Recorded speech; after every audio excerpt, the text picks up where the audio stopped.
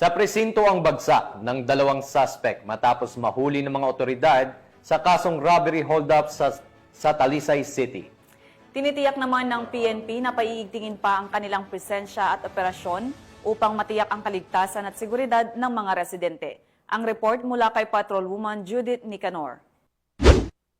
Sa kulungan ang bagsak ng dalawang sospek sa robbery hold-up na naganap sa Minglanilla at Talisay City. Matapos itong mamataan ng isang concerned citizen na kaagad namang inaksyonan at inaresto ng kapulisan ng Talisay City sa Sitio Neighborhood, Barangay Tabunok, City of Talisay, Cebu nito lamang nakaraan. Kinilala ni Police Lieutenant Colonel Myla C. Maramag, Chief of Police ng Talisay City Police Station, Cebu Police Provincial Office, ang dalawang sospek na si Christopher, 36 anyos at Mark, 25 anyos na parehong mga residente ng Sitio Antipolo, Barangay Linaw, City of Talisay, Cebu. Ayon sa ulat ng mga otoridad, bandang alas 5 GMT ng hapon nang makatanggap umano ng tawag galing sa isang concerned citizen patungkol sa dalawang sospek at kaagad naman itong tinungo ng mga investigador na nagresulta sa pagka-aresto ng dalawang sospek. Nakumpiska mula kay Christopher ang isang unit ng caliber 38 na revolver at 4 na bala, habang kay Mark naman ay isang unit caliber ng 9mm pistol, isang magazine at 3 bala.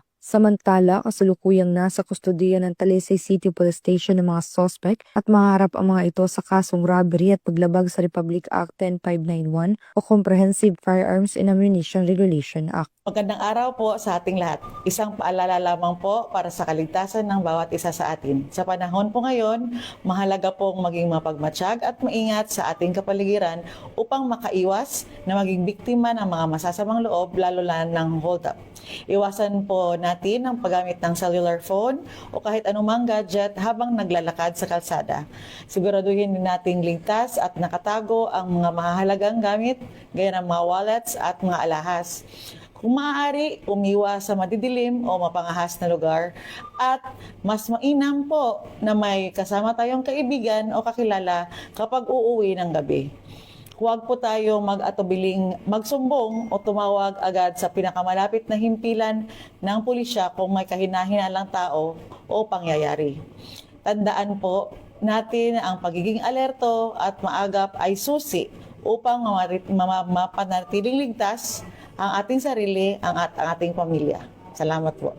Patunay lamang ng Talisay City PNP katuwang ang komunidad ay patuloy sa pagpapatupad ng kanilang sinumpaang tungkulin kontra sa lahat ng uri ng kriminalidad upang magkaroon ng maunlad na bansa para sa bayan ng Pilipino tungo sa isang bagong Pilipinas. Mula dito sa Central Visayas, ako ang inyong Police News Network Correspondent, Patrolwoman Judith Nicanor, alagad ng batas, tagataguyod ng Balitang Pulis.